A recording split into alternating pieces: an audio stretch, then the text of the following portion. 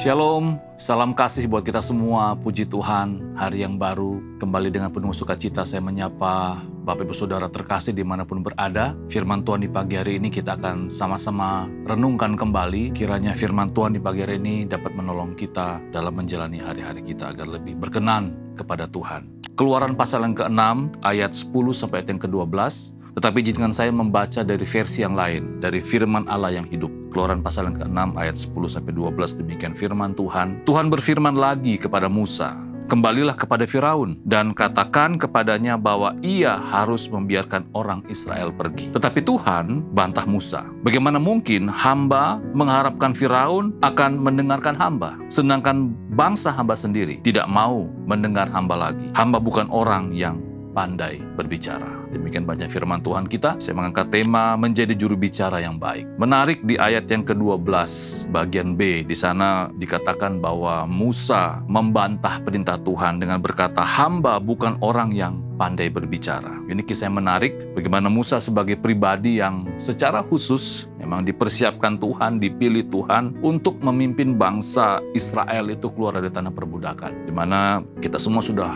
tahu ceritanya bagaimana Musa itu hidup di dalam lingkungan istana, di mana sebelumnya dia harus dibuang di Sungai Nil dan diangkat oleh keluarga dari raja, itu Firaun, dan dibesarkan dalam konteks kerajaan.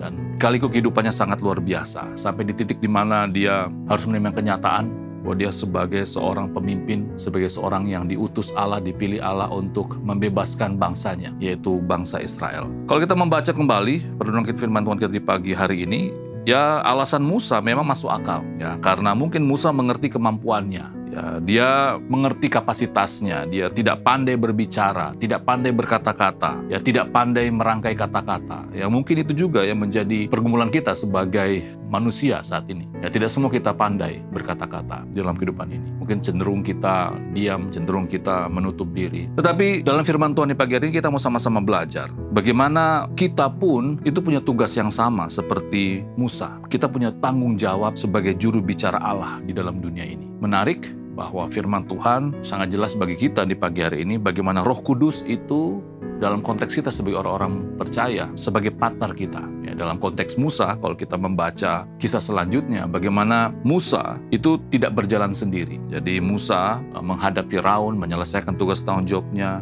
disertai oleh juru bicaranya yaitu Harun. Kita sebagai orang percaya punya partner juga yang luar biasa, yang akan menolong kita, yang akan memampukan kita, yaitu Roh Kudus. Hari ini adalah hari yang Tuhan berikan kepada kita, agar kita kembali menjadi juru bicara Tuhan di tengah-tengah lingkungan kita, di tengah-tengah pekerjaan kita, di tengah-tengah pergaulan kita, menyampaikan kabar baik, menyampaikan kabar sukacita, berkata-kata yang sopan, berkata-kata yang ramah, yang santun, dan penuh dengan kasih, agar orang-orang yang mendengar perkataan kita, melihat perilaku kita, mereka diberkati dan harapannya mereka dapat menerima Kristus sebagai Tuhan dan Juru Selamat pribadi. Kiranya pagi hari ini kita dapat menjadi juru bicara Tuhan yang efektif, menjadi juru bicara Tuhan yang baik, sehingga nama Tuhan dipermuliakan di dalam kehidupan kita. Mari kita berdoa. Tuhan Yesus, terima kasih, kami bersyukur bahwa kembali kami diingatkan bagaimana kami sebagai orang-orang percaya adalah juru bicara Tuhan di dunia ini. Melalui perkataan kami, melalui tutur kata kami, melalui mungkin teguran kami, dapat mengingatkan orang, dapat memberkati orang, dan membawa orang kembali kepada Kristus. Terima kasih Tuhan Yesus, terima kasih.